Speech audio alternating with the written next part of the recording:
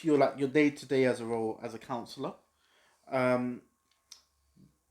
This interview is kind of about your journey and our journey together, and it's to encourage people to be councillors. Now, I have to say that, growing up, I've never been interested in being a councillor. It seems to me councillors, and I mean this with the greatest amount of respect, I'm just trying to highlight some tropes. Like, councillors are sleazy, slimy people. They don't do anything. They just pick up some money. They're just sycophantic, obsequious, self-centered narcissists who don't do anything. That's what councillors come to mean. And local politics hasn't felt like a forum for change.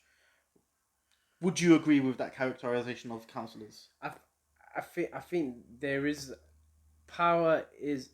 I think Lyndon B. Johnson, the American president, said something that power is where power goes, and it's about what you do with the office of a councillor, and that's with any elected office. It's about the imagination. Okay. And I think we had a political culture where there was no imagination, that conformity was everything, that as a councillor you're expected to just do what everybody else decided, be quiet, and on election day you just get the votes out for in Tower Hamlets. It was mainly the Bangladeshi councillors are there to get the votes out for their white colleagues, but basically they're the ones who made the decisions, if you know what I mean. And there is that expectation, and the councillor is seen as blessing weddings. That's the other one. That the wedding isn't valid unless the councillor or the passport application isn't valid until the councillor countersigned the form. But what it is for me, the office is an agent of change. Right. That you could use it as a disruptor. Yeah.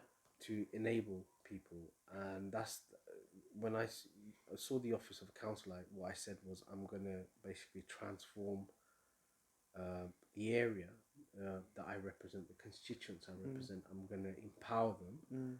I'm gonna and through my actions inspire them to bring about the change they need to bring to themselves and to their neighbourhoods. And as soon as I became a councillor, that's what I wanted to do. So and bring that imagination, and there is a buzz. In the local ward. You feel it. People. It's no boasting about. A lot of people feel proud to have a councillor. We feel proud.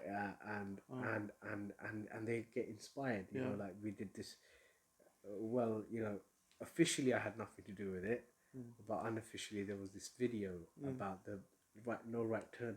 Yes, Burdett no right turn by the Myland Community Forum. Unbelievable. And we turned it into a civil rights issue, and it inspired the entire everybody in Tower Hamlets was talking about this Burdett no right turn Myland, and it just put Myland on the map, and the people in the video felt so proud of that. Yeah, it's a great. And then they got together, and they got all the male candidates together, and they got a pledge that they're gonna basically get rid of that no right turn. Amazing. It's a very annoying right turn. It's like you can't go anywhere. It's a human rights issue.